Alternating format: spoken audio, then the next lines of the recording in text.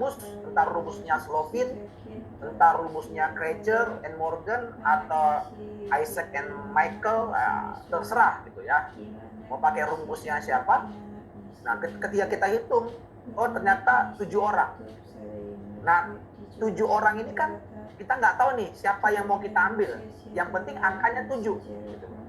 Nah, 7 ini, yang 7 orang ini baru kita random gitu loh. Dari 7 orang, dari 13 orang ini kita pilihlah 7 orang secara random, tapi jumlahnya itu tidak boleh random. Kira-kira paham nggak ya seperti sini ya? Paham, Pak. Ya, angka mau berapa yang diambil itu tidak boleh random karena sudah ada rumus. Tapi siapa yang mau diambil dari populasi itu untuk mencapai 7 itu boleh random. Nah, ya maksudnya ya. Jadi dari situ kita bisa memahami konteksnya dulu gitu, supaya kita tidak ini ya. Oke.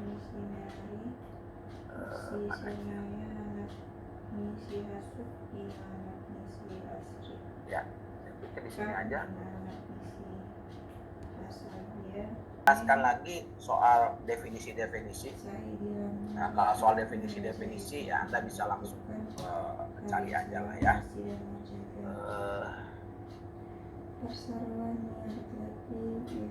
Ya, nah ini biasa ya, ini biasa. Jadi Anda bisa melihat di sini di dalam rumus-rumus sampling itu nanti ada banyak rumus sampling, tetapi kurang lebih makna dari perumusan itu hampir semuanya sama ya. Cuma beda rumus, tapi istilah atau lambang yang digunakan itu hampir semua, bukan hampir, tapi semua rumus itu memiliki pemahaman yang sama. Contoh, seringkali populasi itu dilambangkan dengan apa namanya, populasi itu lambangnya adalah N besar, kalau sampel itu N kecil. Nilai rata-rata itu kalau di rata-rata populasi itu seringkali disebut dalam bentuk U gitu ya.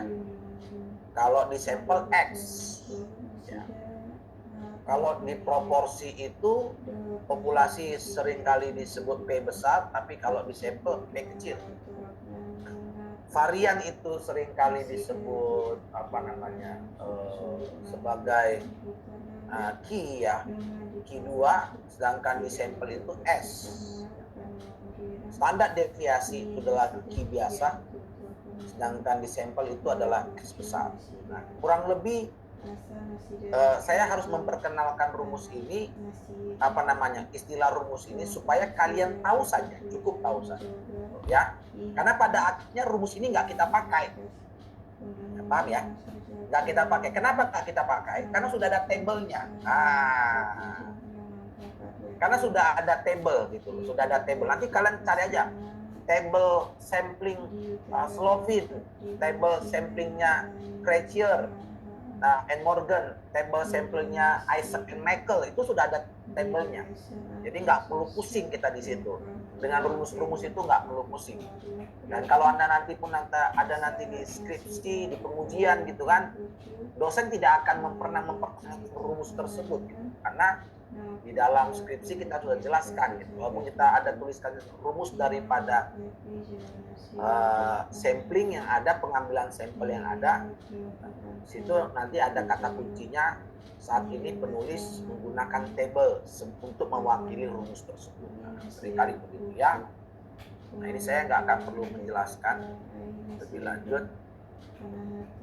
Oke. Nah, di sini kita harus pahami ya. Jadi ada namanya non probabilistik, ada namanya probabilistik. Ya. Apa itu probabilistik dengan non probabilistik? Jadi gini, namanya untuk bisa memudahkan kita mengerti apa itu probabilistik dan artinya gini, segala sesuatu yang bisa diukur dan yang tidak dapat diukur. Akhir-akhirnya begitulah, ya. Kalau probabilistik artinya dia itu namanya juga probabilistik ya. Ya, dia itu artinya itu tidak bisa diukur, terlalu besar. Sedangkan non probabilistik itu artinya bisa diukur, bisa dihitung, bisa diprediksi gitu. Nah, itu kalau non probabilistik. Tapi kalau probabilistik itu adalah yang tidak bisa diukur, dihitung, tapi bisa dikira-kira gitu. Nah, kira-kira begitu ya. Untuk kita saya pakai bahasa yang agak sedikit sehari-hari lah. Kalau kita pakai bahasa akademik ya rontak pula. Saya sakit juga, gitu kan? Nanti Tok Risma pulang-pulang masuk ICU pula. Oke, nah, saya langsung aja untuk kita bisa ini. Nah, contoh ya. Kalau random sampling, ya contoh ya, kita bisa melihat subpopulasi. Jadi mahasiswa tingkat 1 ada 75 orang, 65, 60, kalau jumlahkan 200. Nah, besar sampel yang dibutuhkan 150. Nah, artinya gini, dari 200 ini, setelah dihitung-hitung, yang dibutuhkan hanya, yang tadi ini saya sudah jelaskan. Nggak apa-apa saja. Jadi 150, maka sampel setiap kelas itu maka dibagi gitu loh. 150 dibagi 3.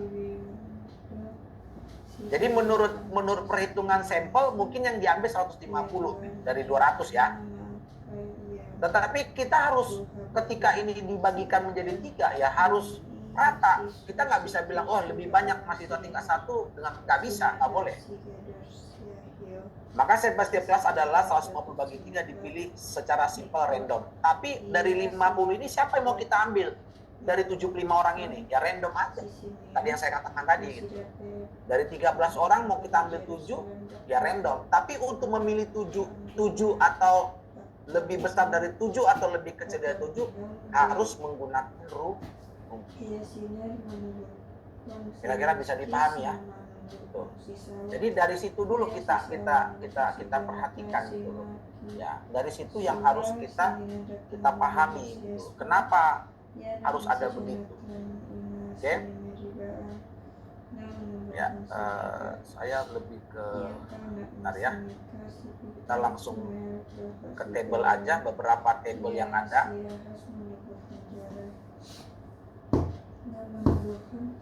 Sebentar, table.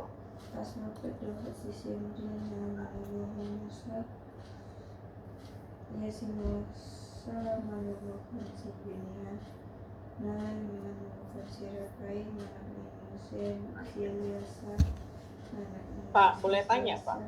Ya, silakan tanya dulu. Pak, kan nanti Bapak akan munculkan tabelnya Slovin atau Isaac gitu. Terus menentukan kita pakai tabelnya Slovin atau kapan kita memakai tabelnya Isaac itu gimana, Pak? Nah, itu tergantung. Sebenarnya nggak ada masalah ya, mau pilih aja gitu loh. Cuma begini, biasanya itu tergantung arah penelitian kita gitu loh. Kalau dia biasanya ya kembali itu kepada dosen penguji atau dosen pembimbing sebenarnya. Tapi kalau saya boleh sederhanakan, kenapa harus pilih Slovin atau Isaac atau siapa tadi satu lagi yang paling umum itu Isaac atau Crutcher ya, tabelnya Crutcher. Sebenarnya kalau boleh bisa dikatakan sebenarnya mau pilih mana saja nggak ada masalah. Tapi biasanya begini, secara kontekstualnya, kalau dia dalam jumlah populasi yang tidak terlalu besar, ya, artinya itu tidak terlalu besar itu adalah di bawah di 500 ke bawah itu rata-rata pakai Slovin. Karena kecil, jadi istilahnya itu populasi kecil ya. Untuk populasi kecil itu biasanya menggunakan teori Slovin. Simpelnya gitu. Tapi kalau untuk teori untuk populasi besar rata-ratanya itu menggunakan Isaac dan Crutcher. Kira-kira begitu. Itu sederhananya sih. Oke. Besar itu artinya di atas 1000 ya, Pak? Iya, betul. Makanya seringkali itu menggunakan rata-rata itu yang kalau kalian searching ya di dalam penelitian-penelitian yang ada di penelitian yang di istilahnya yang dalam skripsi atau apa, itu rata-rata menggunakan Slovin, itu jarang sekali menggunakan Isaac Michael atau yang Crutcher and Morgan, itu jarang sekali. Kalau kalian bisa temukan, tapi apakah bisa Pak digunakan? Ya bisa saja, jadi tergantung gitu kan. Itu tergantung arah penelitian kita juga, kira-kira begitu. Oke Pak, makasih Pak. Berarti tidak diwajibkan harus A atau B gitu ya Pak ya? Betul sekali. Pak, mau tanya, tapi misal nih kita populasinya besar. Nah, kita coba-coba pakai teori Slovin. Apakah hasilnya sama kayak kita coba pakai teori Isaac, Kraiger, dengan kita cobain pakai teori Slovin yang biasanya kata Bapak kan di bawah 500 populasinya kan? Apakah itu akan mempengaruhi hasil akhir atau enggak, Pak? Tidak terlalu mempengaruhi.